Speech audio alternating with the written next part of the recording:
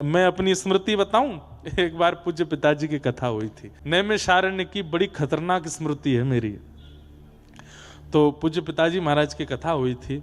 उस समय यहाँ पर हमारी भारत की अत्यंत विदुषी परम पूज्या श्री हमारी इंदौर वाली दीदी जी पूज्या श्री कनकेश्वरी देवी जी, उनकी गोद में खेला हूं मैं छोटा सा। पूज्य पिताजी की इंदौर में कथा हुई थी। तो वहाँ पे तब मैं 4-5 महीने का था। तो मुझे कथा में कृष्ण बनाया नंदोत्सव वाले दिन। उस दिन कनकेश्वरी देवी जी कथा में आई थी, तो फिर उन्होंने गोद में हमको खिलाया था।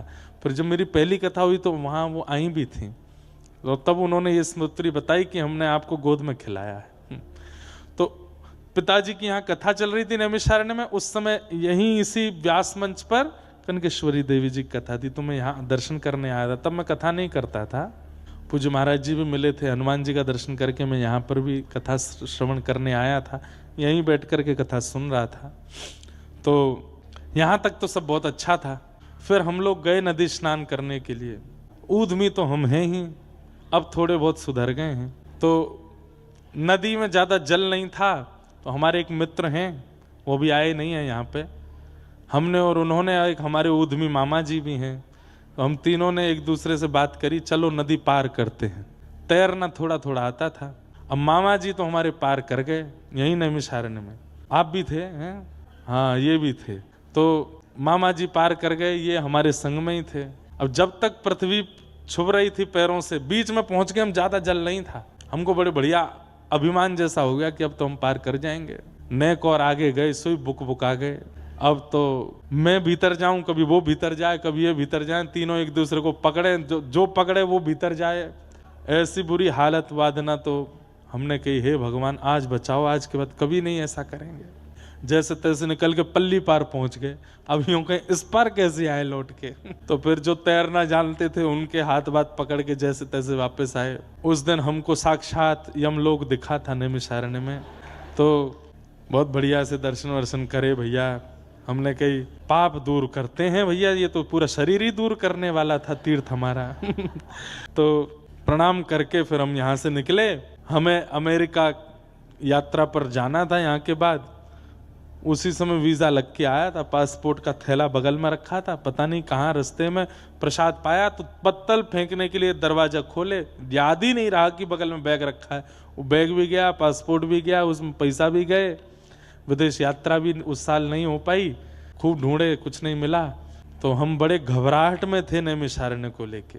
एक तो प्राण गए, बचे जैसे तैसे, और जीवन का एक नव कथा थी हमारी पहली विदेश में, वो भी नहीं कर पाए। तो नैमिषारण्य के नाम से बड़े घबराहट में थे। लेकिन कल से हम यहाँ आए हैं, और सुबह जब से आए हैं तब से अभी तक मैं कहीं दर्शन भी नहीं किया। मैं हनुमान जी को प्रणाम नहीं, सीधे मंच पे आए हैं, नहा धो करके, स्नान ध्यान करके, संध्या वंदन करके सीधे व्यासपीठ पे ही आए हैं। परंतु इतनी सकारात्मक ऊर्जाओं से भर गया मैं पिछले 5-6-7 घंटों में ही, कि बस इच्छा हो रही है कि जो अपने पूरे 10 वर्ष में कथाओं का वाचन किया है अपने जीवन काल में, अब उस 10 वर्ष की कथा पूर्णता पर, 10 वर्ष हो रहे हैं हमें इस वर्ष, तो 10 वर्ष की पूर्णता पर अब नैमिषारण्य ने मानो उपहार देने के लिए कि भाई तुम्हारे 10 वर्ष पूर्ण हो गए, तो नैमिषारण्य भागवत की भूमि है, तो उपहार देने के लिए यहाँ कथा में अपनी वाणी पवित्र करने के लिए हमको बुलाया है। 10 वर्ष की पूर्णता पर जो ये कथा यहाँ हो रही है, और इस बार हमारी पृथ्वी के 2 भूवैकुंठों में कथा है। बद्रीनाथ में तो बहुत बार कर चुके। उत्तर भारत के 4 भूवैकुंठ हैं, बद्रीनाथ, मुक्तिनाथ, पुष्कर और नैमिषारण्य। ये हमारे श्री रामानुज परंपरा में 8 भूवैकुंठों में 4 उत्तर भारत के ये भूवैकुंठ हैं। इस वर्ष हमारे 2 नए भूवैकुंठों में कथा है। एक तो हो गई नैमिषारण्य, और एक अति दुर्गम, वहां पहुंचना ही बड़ा मुश्किल है, श्री मुक्तिनाथ धाम में कथा है इस साल।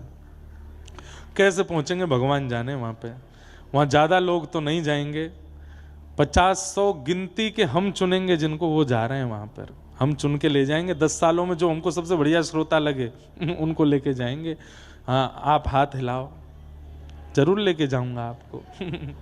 लेकिन वहाँ क्योंकि ना तो ऑक्सीजन है और हम ज़्यादातर युवाओं को लेके जा रहे हैं जो भाई सही सलामत लौटे। हमें पता चली किसी के दादी दादा ले गए, महाराज जी कथा सुनाने लेके गए थे कि पिंडदान कर आए वहीं पे ही। तो वहाँ ना तो ऑक्सीजन की व्यवस्था बहुत ज़्यादा है, पहुँचना भी बहुत मुश्किल है। यहाँ से पहले काठमांडू, काठमांडू से पोखरा, पोखरा से फिर बाय हेलीकॉप्टर या फ्लाइट से जोमसोम, जोमसोम से फिर बाय रोड जाते हैं। पर हमें पता है हमारे संग रहने वाले कई संगीतकार और ये अभी से ही ना बोलेंगे, लेकिन इनको जबरदस्ती लेके जाऊंगा मैं।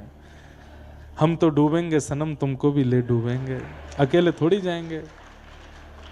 वहां जाएंगे, श्री मुक्तिनाथ भगवान साक्षात वैकुंठ वहां से 2-4 किलोमीटर ही दूर है बस। ये सोचो, वहां से 2-4 किलोमीटर की दूरी पर ही वैकुंठ है। बद्रीनाथ से भी ऊंचाई है वहां की।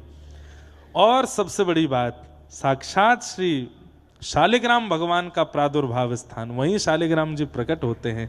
गंडकी नदी है पास में, थोड़ी ऊपर जाते हैं तो वहाँ दामोदर कुंड है जहाँ शालिग्राम जी प्रकट होते हैं। तो वहाँ कथाएं जी आज तक मुश्किल से 5 या 4-5 ही कथाएं हुई हैं, ज़्यादा कथाएं वहाँ पर हुई नहीं हैं। हुई हो तो हमको पता नहीं, पर वहाँ बहुत कथाएं नहीं हुई हैं अव्यवस्थाओं के कारण। पर इस वर्ष हमारी वहाँ कथा है। अब जाएंगे राम राम जपते हुए। तो नैमिषारण्य एक भूवैकुंठ हो गया, बद्रीनाथ एक भूवैकुंठ हो गया, इस बार मुक्तिनाथ भी भूवैकुंठ में कथा होगी। तो नैमिषारण्य में ये कथा का क्रम जो हो रहा है, मुझे इतना आनंद आ रहा है, बस मन हो रहा है मैं जल्दी कथा पूरी करके विश्राम करके फिर हमें कोई साइकिल या स्कूटी मिल जाए, एकांत में कहीं भागें हम।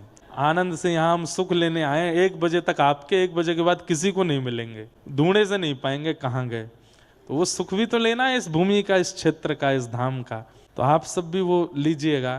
तो यहाँ का एक स्मरण, मेरा संस्मरण बड़ा खतरनाक है पूर्व का, पर इस बार वो संस्मरण बिना भ्रमण के ही इतना आनंद में हो गया है कि परम आनंद और उत्साह लग रहा है। तो नैमिषारण्य क्षेत्र में बैठ करके सूत जी कहते हैं कि केवल श्रीमद् भागवत की कथा है जो इस कलिकाल में कल्याण कर सकती है, अगर उतार ली जाए तो। सुनिए और उतारिए। हर दिन एक बात आपको पालन करनी है। और ये नहीं कि कथा सुनने के बाद महाराज जी ने ये जो बात कही मैं पालन नहीं, यहीं बैठ करके पालन कीजिए। यहीं बैठ के, आज से ये छोड़ दिया, आज से ये कर लिया, आज से यहीं बैठ करके करिए। आप अन्य कहीं जगह कथा सुनेंगे, वहां पालन करने का मन बनाओगे, हो सकता है कि आप पालन ना कर पाओ, पर यहां करने का मन बनाओगे तो यहाँ की वायुमंडल में सामर्थ्य है। आप जो संकल्प लोगे उस संकल्प को पूर्ण यहाँ की वायु करा देगी, यहाँ का पानी करा देगा, यहाँ का वातावरण करा देगा। इसलिए करिए। नित्य हर दिन की कथा में एक संकल्प लीजिए। ये बात महाराज जी ने कही, भागवत की इस बात को हम आज धारण करते हैं। 7 दिन में 7 बातें भी अगर आप धारण करके गए तो इस भूमि पर बैठ करके सूत जी कह गए हैं कि श्रीमद् भागवत कल्याण कर सकती है कलिकाल में, और किसी में सामर्थ्य नहीं है। नारद जी, अब मैं जल्दी जल्दी महात्मा के विषय कह दूं। नारद जी महाराज बद्रिकाश्रम गए, वहां पर उन्होंने जाकर के सनक सनंदन सनातन सनत कुमारों से पृथ्वी के इस भयाभय रूप को जाकर के बताया। वृंदावन में भक्ति महारानी युवा है, ज्ञान वैराग्य वृद्ध हैं, उनकी दुविधा बताई। तब सनकादि ऋषियों ने भागवत की कथा सुनने की आज्ञा दी। तब सुख तीर्थ सुखताल ही हम मानते हैं, वहीं हरिद्वार को भी मानते हैं, ऋषिकेश को भी मानते हैं, आनंद वन, वहां पर सनक सनंदन सनातन सनत कुमारों ने कथा सुनाई और भक्ति ज्ञान वैराग्य के साथ नारद जी ने आकर के श्रवण की। भक्ति सुतौ तौ तरणौ गृहीत्वा प्रेमैक रूपा सहसा विरासीत श्री कृष्ण गोविंद हरे मुरारे नाथेति नामानि मुहुर्वदन्ति। ज्ञान और वैराग्य दोनों युवा हो गए। कथा सुनकर के भक्ति महारानी प्रसन्न हुई। इस प्रकार महात्मा का प्रथम सर्ग सुनाया। मतलब कथा सुनने से क्या होता है, यहां से जाने के बाद ज्ञान और वैराग्य दोनों पुष्ट होने चाहिए, भक्ति पुष्ट होनी चाहिए। आज जितना है 7वें दिन अब से अधिक होना चाहिए, तो आपका कथा सुनना सार्थक है। तत्पश्चात एक दुष्ट पुत्र अपने माता पिता के जीवन को नष्ट कर रहा था, जिसका नाम था धुंधुकारी।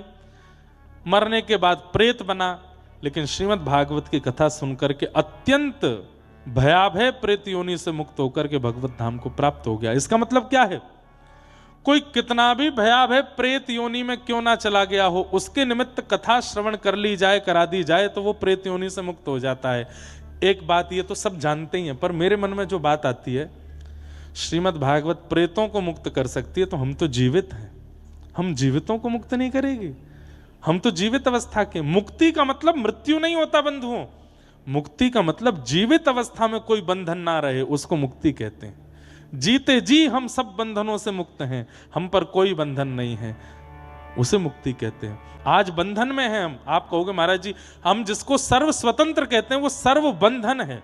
आज के बच्चे कहते हैं थोड़े मॉडर्न विचारधारा वाला रहो, ऐसा रहो, कुछ भी खाओ, कुछ भी पियो। ये बंधन नहीं है तो क्या है? यही तो बंधन है कि आपको रसना ने बांध रखा है कि आप जीवों को खा रहे हो, ये रसना का बंधन है। आपको कानों ने बांध रखा है कि आप संसारी संगीत सुन रहे हो, ये कान का बंधन है। आपके एक से अनेक, अनेक से भी अनेक संपर्क में साथी हैं जीवन में, ये आपकी त्वचा का बंधन नहीं है तो क्या है?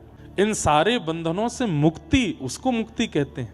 मेरी जीव अब मुक्त है, उसे पाने के लिए, रसायन के लिए किसी जीव को मारने की आवश्यकता नहीं है। मेरे नेत्रों को किसी सुंदरता को देखने की आवश्यकता नहीं है, मेरे कानों को संसारी विचार व्यवहार सुनने की आवश्यकता नहीं है। ये असली मुक्ति है, इसे मुक्ति कहते हैं। और वो मुक्ति भागवत प्रदान करती है। मुक्ति दानेन गर्जती, गर्जना करती है श्रीमद् भागवत, मेरी शरण में आओ, मैं तुम्हें मुक्त कर दूंगी।